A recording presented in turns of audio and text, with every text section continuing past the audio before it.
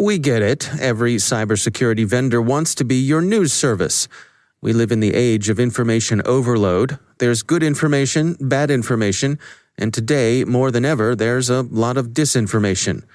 CyberWire Pro is our premium news service that cuts through all the noise, specifically designed for the busy professional. Our team of expert researchers curates the latest news in cybersecurity, business, policy, privacy, and disinformation, providing an extraordinary amount of content that is searchable and accessible, all under one clean platform. We also provide different subscription options and discounts for enterprises, government and military, students, and educational faculty and staff. Learn more about CyberWire Pro at thecyberwire.com/pro. That's thecyberwire.com/pro.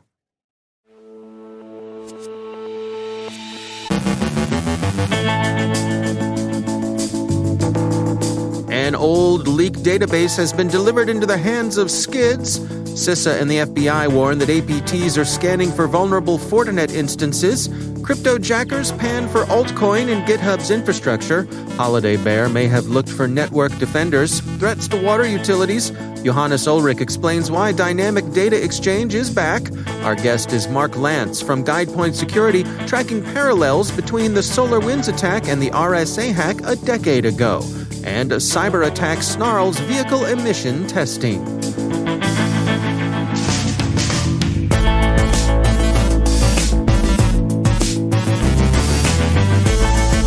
From the CyberWire studios at Data Tribe, I'm Dave Bittner with your CyberWire summary for Monday, April 5th, 2021.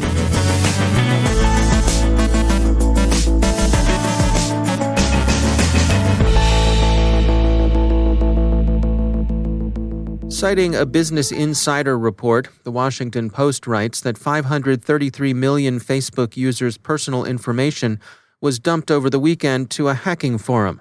The data is old and the leak isn't new. Facebook detected and fixed it in October 2019. But the concern is that the information is now in the hands of criminal skids who will be able to make a greater nuisance of themselves than usual. So it's not a new breach, but the dissemination is now far wider and can be expected to appear in low-grade scams. What kind of scams and mischief? The record lists the usual dreary mob: email or SMS spam, robocalls, extortion attempts, threats, harassment, and more. The U.S. Cybersecurity and Infrastructure Security Agency, that's CISA, and the FBI warned Friday that advanced persistent threat actors are scanning devices on multiple ports, looking to take advantage of multiple CVEs, and that it's likely the APT actors are scanning for these vulnerabilities to gain access to multiple government, commercial, and technology services networks. All three vulnerabilities affect Fortinet's FortOS. Patches are available for all three vulnerabilities listed. The unnamed APT actors are scanning for unpatched systems that remain susceptible to exploitation. The advisory says it's possible that this activity represents staging for future data exfiltration or data encryption attempts. The FBI and CISA list the sorts of activity this kind of staging has historically been used to prepare: distributed denial-of-service attacks, ransomware attacks, structured query language injection attacks, spear phishing campaigns, website defacements, and disinformation campaigns. The advisory adds, APT actors may use other CVEs or common exploitation techniques, such as spear phishing, to gain access to critical infrastructure networks to pre-position for follow-on attacks. In addition to the obvious protective measures like patching and adding key artifact files used by FortOS to your organization's execution deny list, the advisory is particularly concerned to recommend email security measures, such as consider adding an email banner to emails perceived from outside your organization, disable hyperlinks in received emails, and, of course, focus on awareness and training. The phrase APT actor, as used in these advisories, commonly refers to a state-directed threat group. Betting on form, the record points out that Iranian and Chinese threat actors, Muddy Water and APT5 specifically, have a record of pursuing Fortinet bugs. GitHub is dealing with the discovery of a cryptojacking campaign that was mining coin in the repository's own servers. According to the record, the crooks have been abusing Github Actions since this past fall. Actions is a feature in GitHub that allows automatic execution of tasks when a particular event takes place inside a GitHub repository.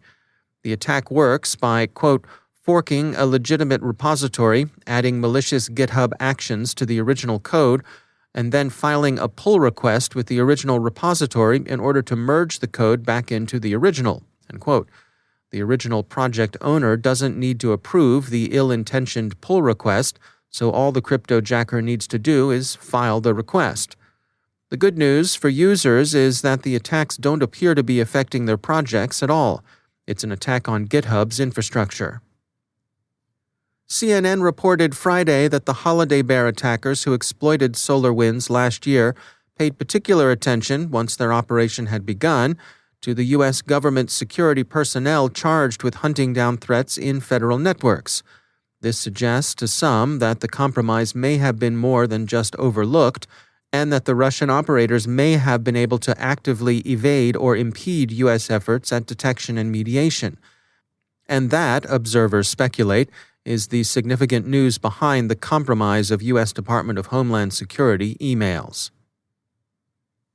The U.S. federal indictment of Wyatt Travnicek on charges of illicitly accessing the Ellsworth County, Kansas, Rural Water District's computer system on March 27, 2019, has again raised concerns about the security of water utilities. Mr. Travnicek is alleged, Decipher explains, to have shut down the processes behind the facility's cleaning and disinfecting procedures. The accused hacker worked for the utility in 2018 and 2019, where part of his job was remotely logging into the facility's computer system to monitor the plant after hours. Water utilities have tight budgets and relatively small staffs. Note that it was a staffer and actual human being who noticed and stopped the attempt earlier this year to manipulate sodium hydroxide levels in the Oldsmar, Florida water system. That combination tends to drive economies that save on expensive labor, and these often involve indifferently secured remote access to control systems. Wired says water systems are vulnerable and not getting any more secure, and their article deplores the tendency to look at electrical power as the only distribution system that presents serious cyber risks. That may be an overstatement, and the power grid certainly has problems of its own, so whatever additional security the attention may have brought haven't been anything like a panacea. And finally, if you've been having trouble getting your car checked for compliance with emission standards, the fault may not be in the DMV, but in its software. A cyberattack against vehicle emissions testing provider APTs Technologies, Bleeping Computer reports, has disrupted emissions testing in 8 U.S. states. The problem is expected to continue through tomorrow at least, and probably longer. APTs says it's working with law enforcement, but that it's too early to say more about the nature of the attack or whether personal data was exposed to compromise.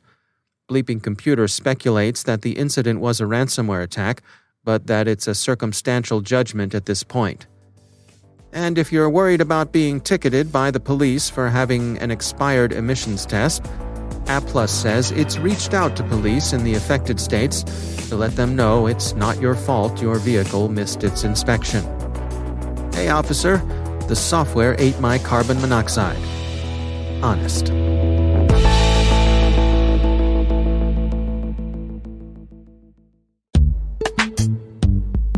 And now a message from our sponsor, Fortrace. If you've recently been asking yourself questions like, how long do I bake a lasagna? Or, where did I leave my keys? They cannot help you. However, if you've been asking yourself questions like, are threat actors actively phishing me or my vendors? Or, how can I ensure third parties haven't leaked any of my proprietary information? Then Fortrace can help. Fortrace implements the same reconnaissance tools and techniques employed by red teams and real cyber adversaries, providing you the most authentic possible view of an organization's digital footprint, showing you only what the bad guys can actually see. Whether you're an organization looking to assess and monitor your third party's digital hygiene, or a managed service provider looking to monitor the external exposure of your clients, Fortrace has the right tool for the job. Visit their website at FORETRACE.com to learn more about their offerings. That's Fortrace.com. And we thank Fortrace for sponsoring our show.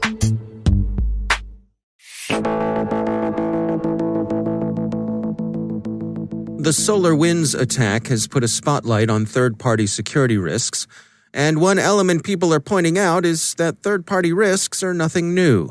Mark Lance is former head of incident response at RSA and now senior director of cyber defense at GuidePoint Security. He sees a strong similarity between the SolarWinds attack and the RSA hack from 10 years ago. Yeah, I would say that, we see targeted attacks and have seen targeted attacks historically at a large scale and with advanced threat actors going on for, obviously an extended period of time, going all the way back to the RSA breach and prior. And so, very specifically with what occurred with SolarWinds, which was a, supply chain attack, this isn't necessarily the first time we've seen something like this. And so when you start taking into account trying to access somebody who is, part of the supply chain or a vendor or somebody else, as opposed to targeting an environment directly, again, it's something we've seen historically and was reminiscent of the RSA attack, where RSA being breached and getting access to the data there was not necessarily specifically for the end result of trying to access RSA, but subsequently to, attack other environments. And so again, it's reminiscent from the sense that, there is initial motivation to get into that specific environment, but predominantly for subsequent access into, a larger target or more targets. Is it fair for folks to express some frustration that, 10 years out or so from the RSA hack, that here we are again?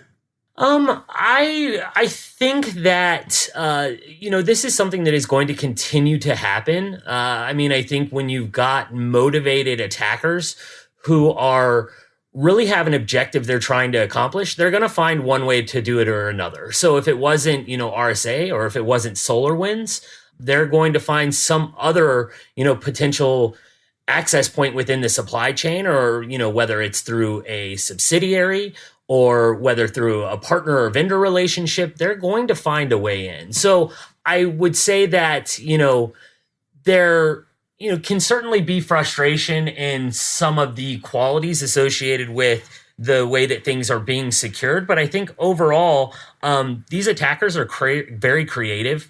Especially when you're talking about, your, nation state sponsored actors that, again, when they've got an objective, they're going to find one way or another to get in.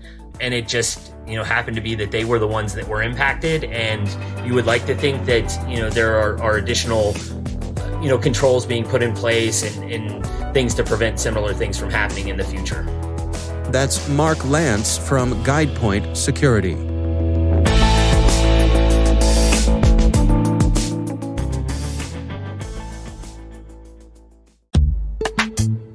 And now, a word from our sponsor, Verizon. Mitigate the risks and realize the benefits of digital transformation with the help of Verizon, a leader in cybersecurity managed and professional services for nearly 2 decades. From secure cloud computing solutions to advanced detection and response capabilities, Verizon helps secure data, networks, and infrastructure of many of the world's best-known organizations. Their annual Data Breach Investigations report is considered the gold standard of cybercrime research.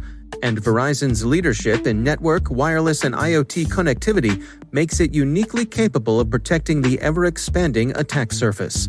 Let Verizon help you optimize your defenses and achieve the maximum return on your security investments. Learn more at verizonenterprise.com/products/security.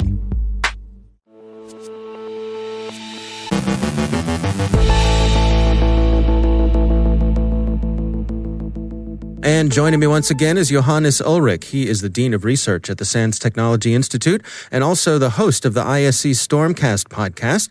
Johannes, great to have you back. I wanted to touch base with you about some stuff that I know has caught your eye. This has to do with dynamic data exchange, sort of a legacy thing that's back.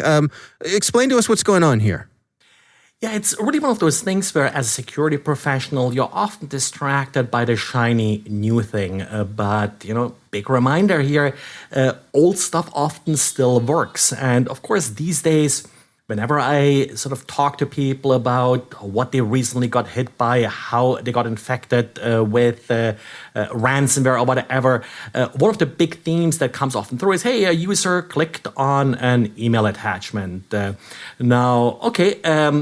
We have a lot of anti-malware and filters set up that will specifically look for macros in Office documents. However, there's an older technology, dynamic data exchange. It sort of predates macros. Back in the day when I was still young and full of energy in this business, I sort of saw a bunch of these coming in. And it was great back then because it ran itself without user interaction, and attackers loved it. But then, of course, Microsoft clamped down on it. It sort of now works like macros. You have to give it permission.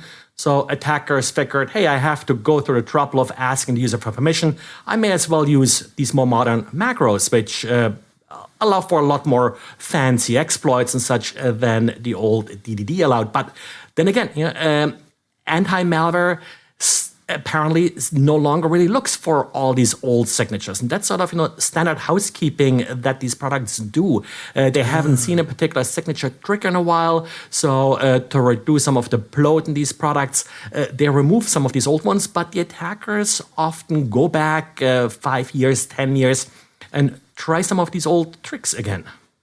Yeah, I mean, that's really the mixed blessing of Microsoft supporting, these old legacy things. And I suppose on the one hand, it's good that if you need it, it's there. But like we often say, out of sight, out of mind, it can slip in past the detection, right?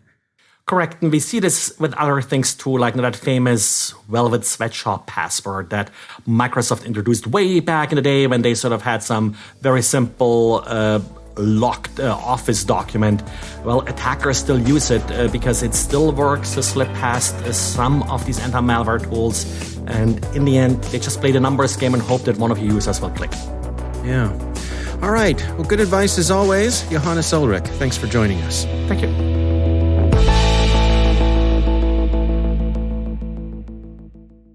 Thanks to all of our sponsors for making the CyberWire possible.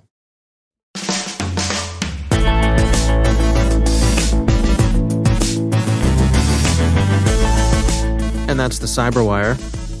For links to all of today's stories, check out our daily briefing at thecyberwire.com. And for professionals and cybersecurity leaders who want to stay abreast of this rapidly evolving field, sign up for CyberWire Pro. It'll save you time and keep you informed. The more you look, the more you like. Listen for us on your Alexa smart speaker, too.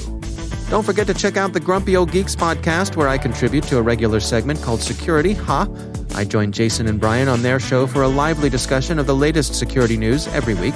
You can find Grumpy Old Geeks where all the fine podcasts are listed, and check out the Recorded Future podcast, which I also host. The subject there is threat intelligence, and every week we talk to interesting people about timely cybersecurity topics. That's at recordedfuture.com/podcast. The CyberWire podcast is proudly produced in Maryland out of the startup studios of Data Tribe, where they're co-building the next generation of cybersecurity teams and technologies. Our amazing CyberWire team is Elliot Peltzman, Puru Prakash, Kelsey Bond, Tim Nodar, Joe Kerrigan, Carol Terrio, Ben Yellen, Nick Valecki, Gina Johnson, Bennett Moe, Chris Russell, John Petrick, Jennifer Iben, Rick Howard, Peter Kilpie, and I'm Dave Bittner. Thanks for listening. We'll see you back here tomorrow.